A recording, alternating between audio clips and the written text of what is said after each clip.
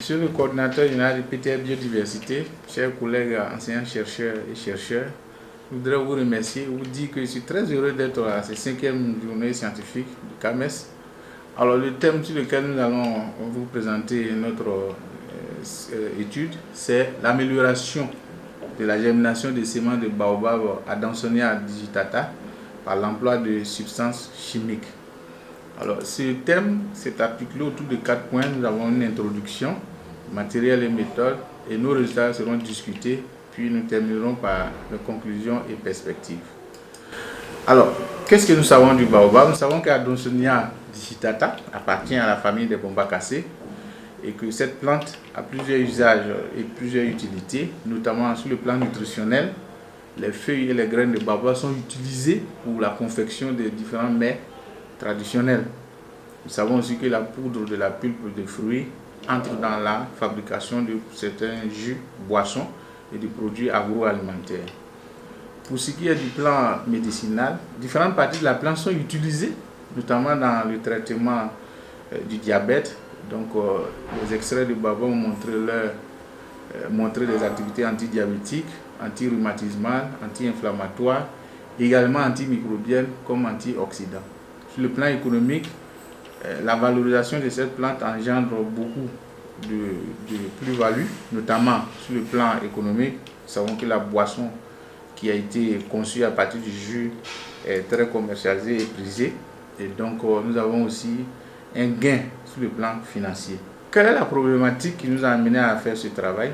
C'est que nous savons que la plante a du mal à germer et qu'en plus de cela, lorsque les jeunes pousses apparaissent, les feuilles de brousse précoces et ainsi que le bétail broute ces jeunes plants-là et finissent par faire que la plante n'arrive pas à coloniser son espace. Et en plus de cela, il est très difficile de domestiquer cette plante-là. Alors, pour cela, nous avons aussi également un autre élément non moins négligeable qui est le faible taux de germination lié à la dormance de cette semence. Alors, les solutions ont été proposées, notamment certaines tentatives de tests de greffage, par exemple de greffage horticole ou d'inoculation mycorhizienne du baobab ont été effectuées pour améliorer sa croissance, et cela par nos collègues Samba et Al en 2003. D'autres tests d'introduction de jeunes baobabs ont été faites dans certaines stations en milieu rural par Batuno et Al en 2009. Mais cela n'a pas réglé le problème. C'est pour ça que nous proposons ici de tremper les semences de baobab, comme nous savons très dormants, dans différentes substances hormonales en vue de voir l'impact et l'influence de ces substances-là sur la germination. Notre objectif général donc a été d'améliorer la germination de ces semences de baobab par l'emploi de substances hormonales. Et spécifiquement, nous allons déterminer l'effet de la nature des hormones, telles que la gibberelline, l'auxine et les cytokinines, sur la germination.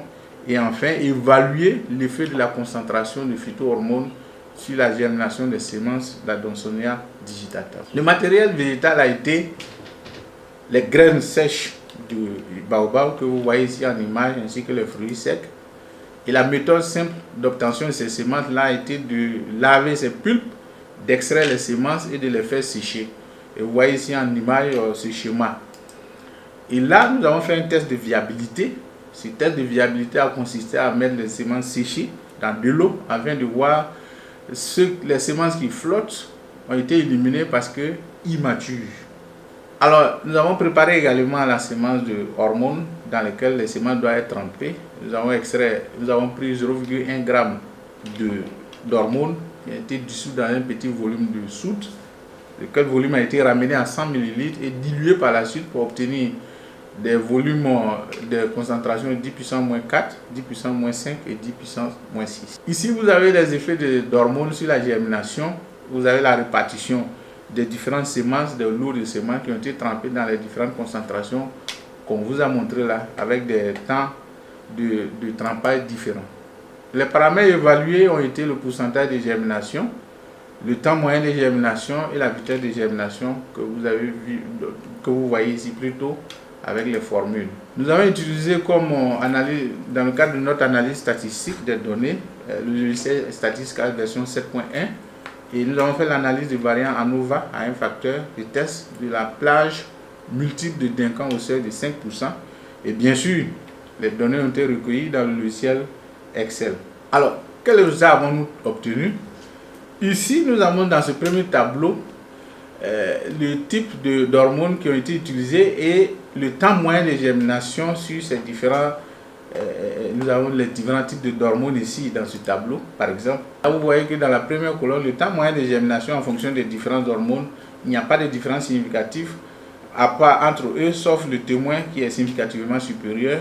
Et dans la deuxième colonne qui présente la vitesse de germination des graines, alors il n'y a pas de différence significative entre ces différents paramètres.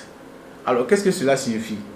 Cela signifie que l'immersion subséquente des graines dans les solutions aurait achevé par exemple la maturité physiologique de ces embryons qui présentaient une dormance au début. Et donc ces hormones-là ont participé à cette maturation. Alors ces résultats sont conformes à ceux de Zhao et Zhang en 2014 qui ont montré que le trempage des sémences de Pinus Masoniana dans les solutions d'oxine et de gibberelline réduisait le temps de germination et augmentait le taux de germination.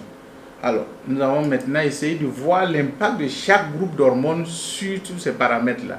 Par exemple, nous allons prendre l'oxine et dans le premier tableau, dans la première colonne, on voit ici que le témoin est toujours significativement supérieur aux autres. Et dans la deuxième colonne, on voit que à part ceux qui ont une concentration C2 trempée à 6 heures, sont significativement une vitesse de germination élevée que les autres qui ont été trempés à un temps encore plus réduit. Qu'est-ce que cela signifie? Cela signifie que l'AIA est vraiment bénéfique à la germination des semences de baobab. Cela dépend donc de la concentration et du temps de trempage que ces semences-là vont séjourner dans ces hormones-là. Alors, ces résultats sont contraires à ceux de l'IADEM 1987 qui avait considéré que l'AIA stimulait certes la germination des graines dans des conditions de stress, mais disait que ça n'avait pas d'effet sur la germination des graines de la plupart des arbres forestiers.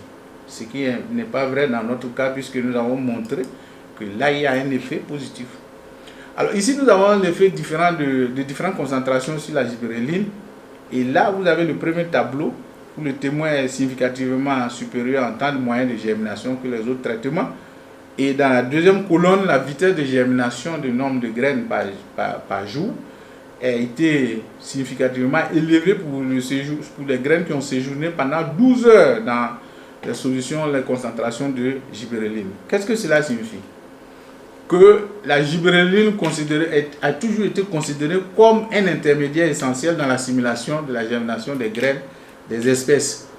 Mais ici, dans notre cas, la gibberelline imprègne progressivement les tissus de l'embryon des graines, ce qui lève leur dormance et favorise la germination. C'est pour ça que nous avons vu que le séjour de 12 heures a été plus favorable. Et que dire de la cytokinine?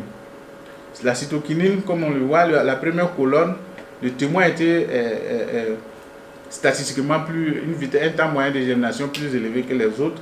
Et par contre, dans la deuxième colonne, nous voyons qu'il n'y a pas de différence significative entre les différents traitements. Alors nous comprenons là que le BAP agirait de la même manière que la gibberelline sur la germination des semences. Ces résultats sont conformes à Kazumitsu et Tadashi qui ont montré que le traitement des graines d'Oryza sativa et avec la cytokinine améliore la germination de celle-ci. Que conclure? Nous comprenons que l'AIA améliore la germination lorsque les semences de baobab ont été trempées dans des faibles concentrations, 10 puissance moins 7, pendant au moins une longue durée qui est de 12 heures.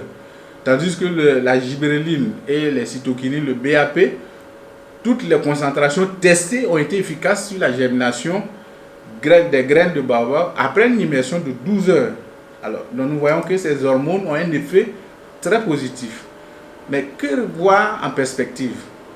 Nous allons voir en perspective qu'il serait nécessaire d'étudier l'effet de la combinaison de différentes hormones sur la germination de baobab et de tester ces phytohormones sur la croissance des plantules de baobab sur divers substrats. C'est cela qui constituera notre perspective. Chers collègues, merci pour votre aimable attention.